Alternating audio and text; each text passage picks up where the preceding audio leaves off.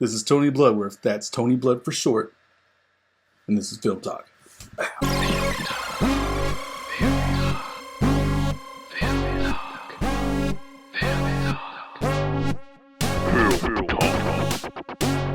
How dare you! Hey, some advice, okay? Just don't point your fucking finger at crazy people. Mother, get that out of my face, asshole! These are not your typical women with attitude. These women are crazy. And if you cross their paths, you better run for your life. This is the top 10 female psychos in movies. Unfortunately, some of these characters are impossible to list without giving away spoilers because they are core to major plot twists. So there will be warnings posted throughout this video. Number 10. Lisa Rowe, played by Angelina Jolie, Girl Interrupted. This psychiatric hospital in 1967 was not prepared for the likes of Lisa and struggled to keep her confined. To me, the cafeteria is like being with 20 girls all at once taking a dump.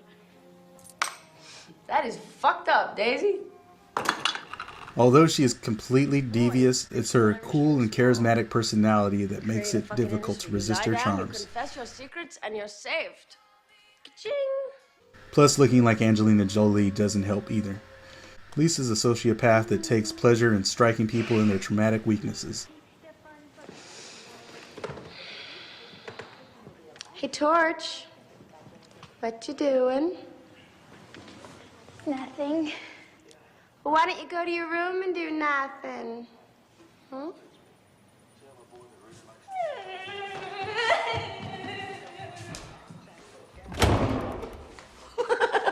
She is compelled to torment everyone around her until she pushes them over the edge, no matter what the consequences. No, I don't!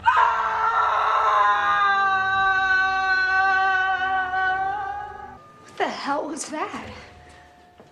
That was Lisa. Number 9. Annie Wilkes, played by Kathy Bates, Misery. I guess it was kind of a miracle you finding me.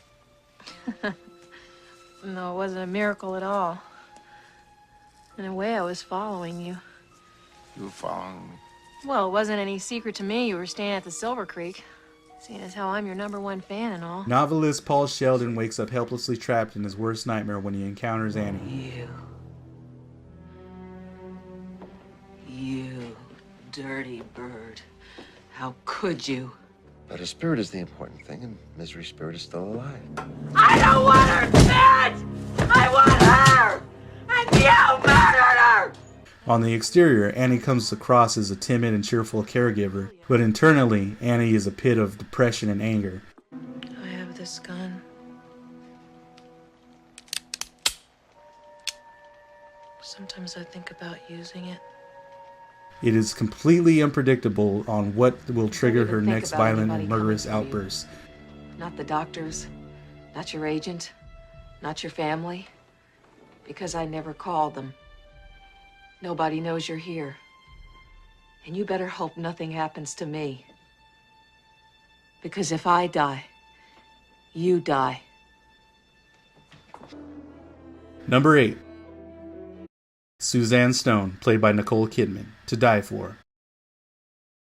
Look out, world. Suzanne Stone is here and she's looking to be famous by any means she deems necessary, which includes pedophilia and conspiracy to commit murder. She's very clean.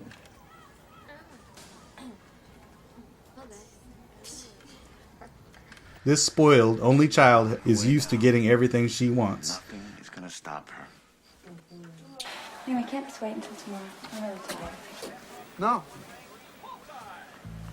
What?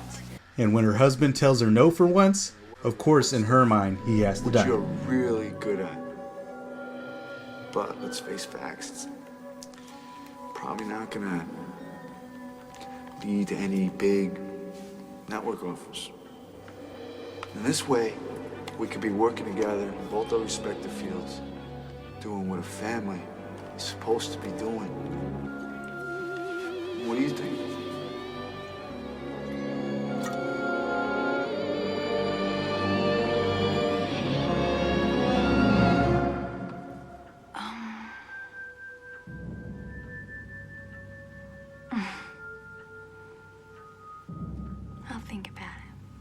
so she recruits 3 high school kids to carry it out.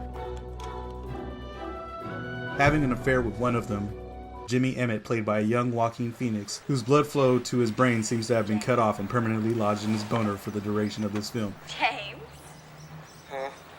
Suzanne shows no remorse and feels completely justified in her manipulative, sadistic actions. I do like people with your sexual problems tend to do.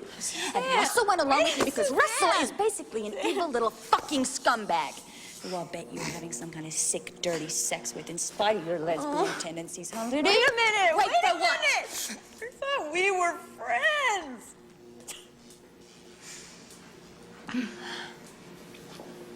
Well, okay. You keep your fucking mouth shut. Number 7. Adrian Foster, played by Alicia Silverstone, the crush. Every girl has their childhood crush, but Adrian is not your typical 14-year-old girl. She's spoiled, talented, highly intelligent. God, she's so pretty. She's like a model. You like that kind of thing? Oh, don't worry, Amy. Some guys really like girls with small breasts. And unfortunately for her adult object of affection, she's a violent and homicidal psycho.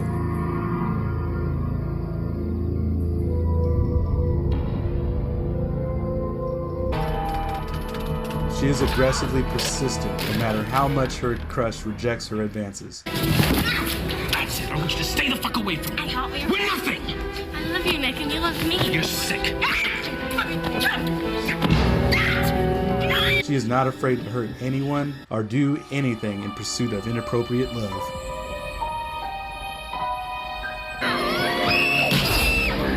Just goes to show you, Nick. You can never be too careful. Spoilers! Spoilers! Spoiler! You have been warned. Number 6. Emily Taylor, played by Rooney Mara, Side Effects. Emily is on drugs, antidepressant drugs, but while she's taking a drug prescribed by her psychiatrist, played by Jude Law, she commits some very dangerous and deadly acts.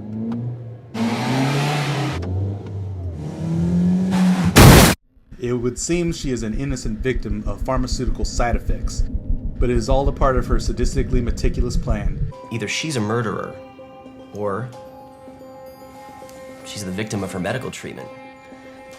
In which case, you're the target of a big civil suit, and it's... Either way, someone gets punished. She shows no authentic remorse for her crimes, and will do whatever it takes for her to get away with it all. Miss Taylor, stop! There is no end to this pathological liar's depravity. Why would we ever let you leave? Because maybe there's a better deal. It's the spoils! Gonna spoil it! Number 5. Lizzie Murray, played by Muriel Enos, Sabotage. Strippers here! Aren't you a little old for this shit? Lizzie wears it crazy on the outside and is not afraid to show how crazy she can be. She's a DEA agent that ironically has an obviously serious drug habit. Liquid meth, hell yeah! You're one fucked up bitch. This does not help her sanity one bit. It's time to get on. Lizzie's a member of a DEA Special Ops task force that, even with her hulking, brutal male counterparts led by action star Arnold Schwarzenegger, she still out-crazes them all by a long shot. Let's go bareback, huh? Or wear a mouthpiece and head guard if you want. I'll still fucking dismantle you. Okay, now I want to fuck her.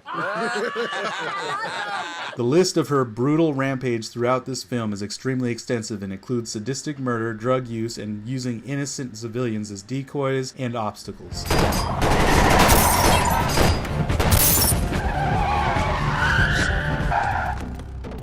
Elijah, get out of the fucking car! Where Lizzie goes, she brings death and destruction with her. Clear. Good fucking gunfight. Ah, damn. Hello. Number 4.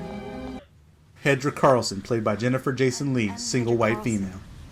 We spoke on the phone. Hedra is the roommate from hell. Sure, she starts out as a sweet and caring girl, but that facade quickly crumbles as her new roommate, Allison's cheating ex-boyfriend, comes back into the picture. Hedra has a deep-seated, demented side that randomly rears its head as she becomes increasingly agitated and frustrated. Exactly this. Nothing's happened, Hetty. Come on. Her obsession with Allison soon becomes increasingly violent and deadly.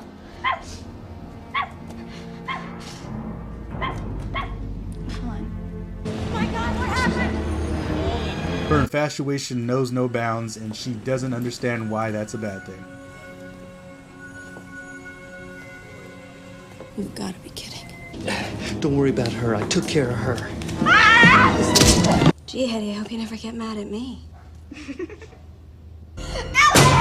You're gonna spoil it for yourself. Number 3. Amy Dunne, played by Rosamund Pike, Gone Girl.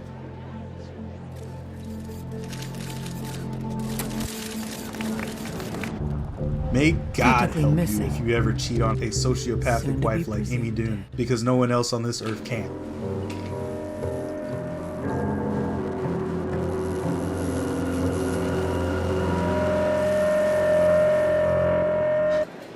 Good God. She will turn your life upside down and methodically destroy it. Another example of a spoiled only child gone extremely wrong. I feel like I could disappear.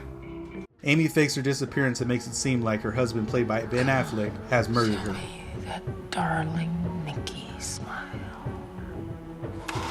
You asshole. She not only throws his life into chaos, but also the lives of the people around him. It is her sweet, sadistic revenge that she feels completely justified in doing, no matter who gets hurt or killed along the way. A pregnancy is now part of your legal medical record. All we did was resent each other and try to control each other and cause each other pain. That's marriage. You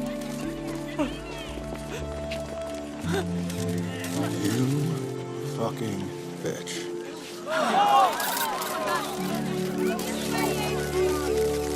Number 2. Baby Firefly, played by Sherry Moon Zombie, House of a Thousand Corpses, and Devil's Rejects.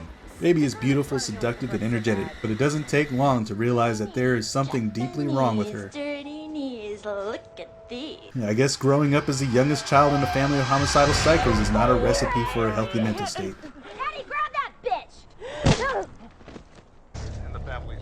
She loves to taunt and torture her prey, which is obvious by the joyful sound of her shrill laugh. Okay, one more. You get this right, I'll let you go. If you get it wrong, you are fucked. Okay, who's my favorite movie star? I don't know. Marilyn Monroe. No, Betty Davis.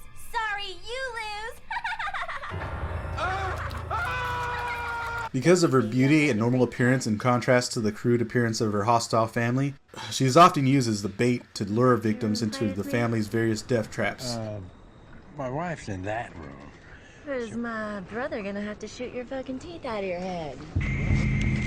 Okay, let's go, Hoss. Move it. Baby doesn't see people as human beings, but rather as toys she can play with, use, and torment as she sees fit. Baby? You're damn right.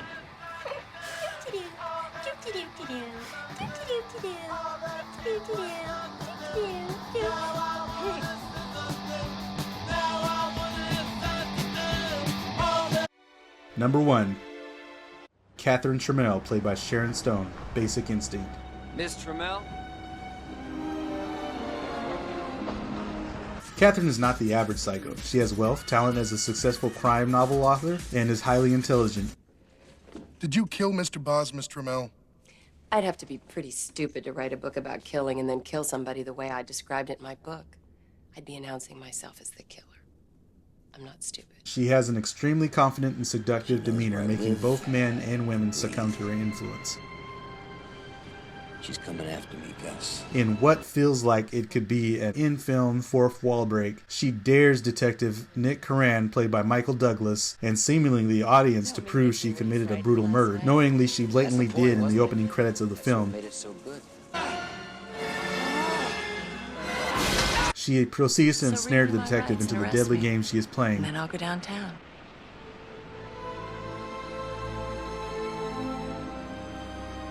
Otherwise, get the fuck out of here. When all her friends consist of convicted killers and she is not the least bit intimidated, you know she belongs at the top of this list. If I was guilty and I wanted to beat that machine, it wouldn't be hard. It wouldn't be hard at all. Although she is not the most physically strong or the most murderously vicious of the female psychos, if there were a true psychotic female hierarchy, her intelligent, seductive, manipulative, and unapologetically devious homicidal nature would make her the queen. And that is why Catherine Tramell is our #1 female psycho. Somebody has to die. Why? Somebody always does. So that is it for our top 10 female psychos in movies. I know there are plenty more female psychos, but they'll have to wait for another list. If you disagree with, if you have any characters you think should be on this list, or if you have any ideas for any lists you want me to do in the future, please comment below. I'll reply as soon as I can. Also, I currently have an ebook novel out right now. It's called Vigil Vendetta. It's an action-adventure novel with some crude comedy thrown in. It is now available on Amazon Kindle, Apple iBooks, and Barnes & Noble Nook. And feel free to add or follow me on any of the social media links below this video. This was Film Talk, and I'm Tony Blood. Deuces.